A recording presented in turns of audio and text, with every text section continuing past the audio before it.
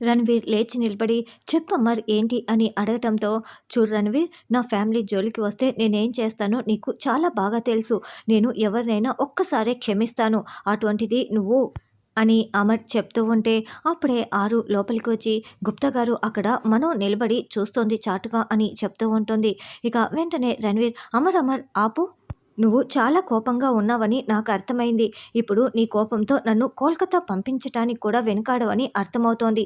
కానీ నాకు అర్థం కాని విషయం ఒకటి ఉంది, చెప్తావా? అడుగుతాను అని రణ్వీర్ అంటే, అడగమని అమర్ అంటాడు. నువ్వు నీ భార్య కోల్కతా వచ్చి ఒక పాపని దత్తత తీసుకున్నారు.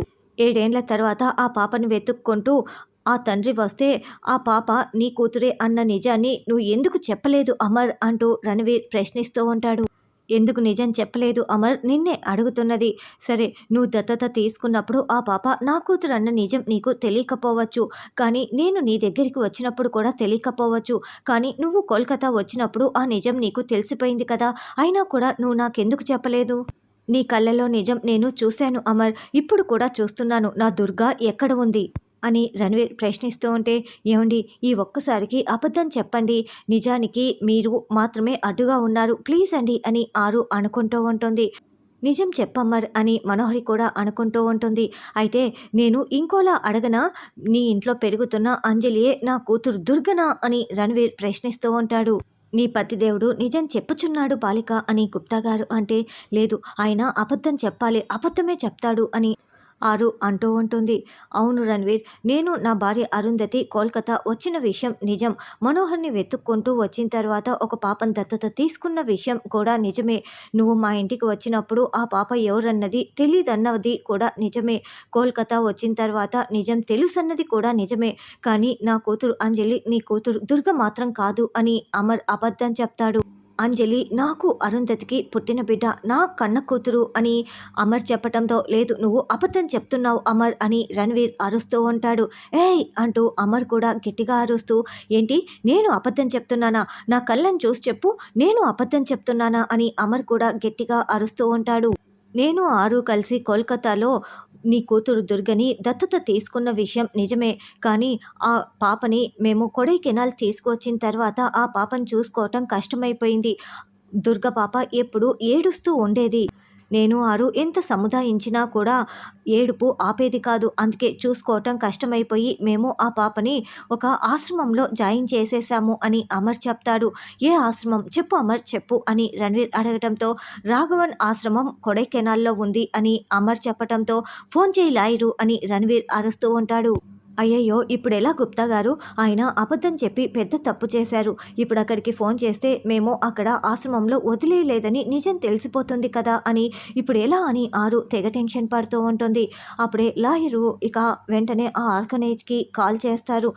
అక్కడ లెఫ్టినెంట్ అమరేంద్ర గారు కొన్ని సంవత్సరాల క్రితం ఒక పాపని ఆశ్రమంలో జాయిన్ చేశారా అని అడగటంతో, ఇప్పుడే చెక్ చేసి చెప్తాను అని ఆవిడ ఫైల్ చెక్ చేసి, అవును, ఇక్కడ ఆశ్రమంలో జాయిన్ చేశారు ఒక పాపని అని ఆవిడ చెప్తుంది. దాంతో అమర్ హమ్మయ్య అని అనుకుంటూ చాలా సంతోషంగా ఫీల్ అవుతూ ఉంటే, ఆరు కూడా హమ్మయ్య, వాళ్ళు అవుననే చెప్పారు అని సంతోషంగా ఫీల్ అవుతూ ఉంటుంది.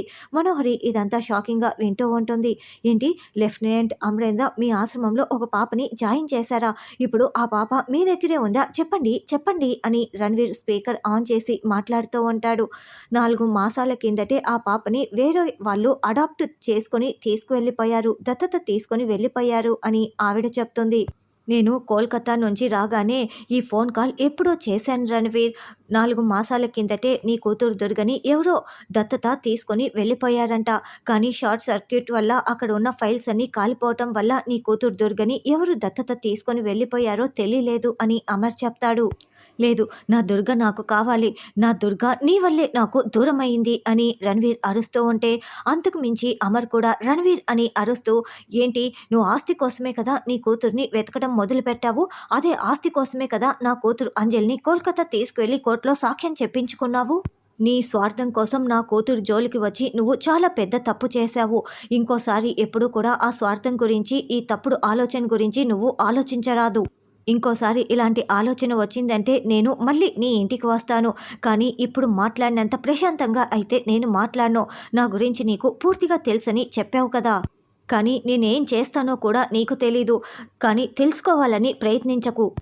నేనేం చేస్తానో నాకే తెలీదు అంటూ అమర్ వార్నింగ్ ఇస్తూ వెళ్తూ మళ్ళీ ఒక్క క్షణం వెనక్కి వచ్చి, చూడు నీ కూతురు కొన్ని రోజులు నా దగ్గర కూడా పెరిగింది.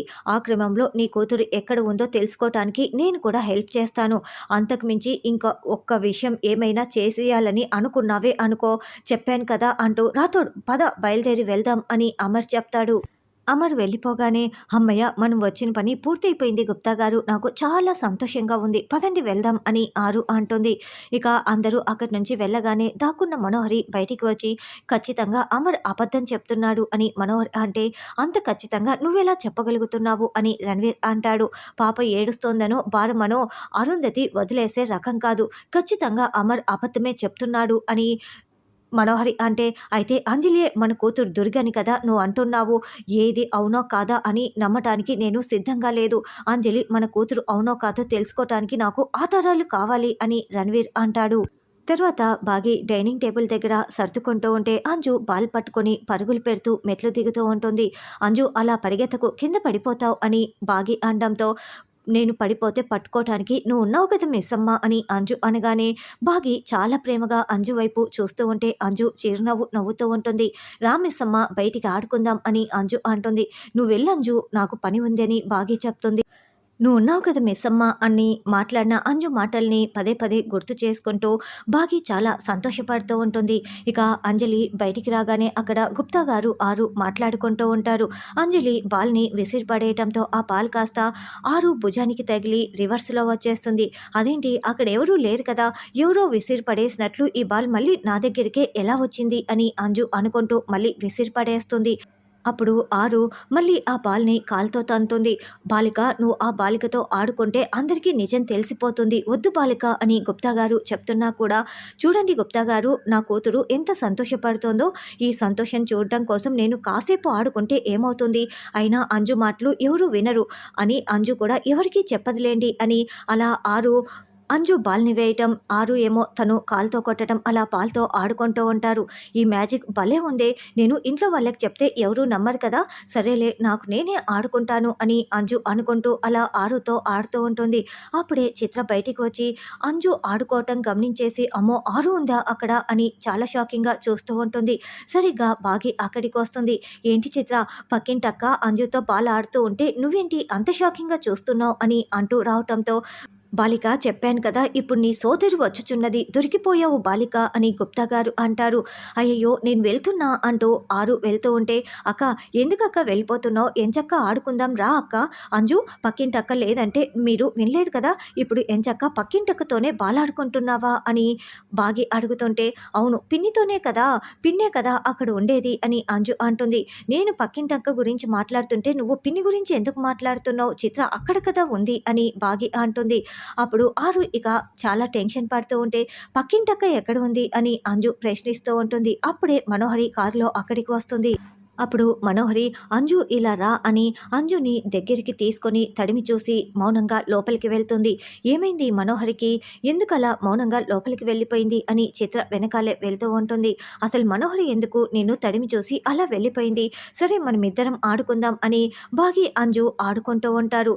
ఆ మనోహరికి నీ స్నేహితురాలికి అనుమానం వచ్చేసింది బాలిక, నిజం తెలుసుకునే వరకు విశ్రమించదు అని గుప్తా గారు అంటే, తెలిసినప్పుడు లేండి గుప్తా గారు అని ఆరు అంటుంది.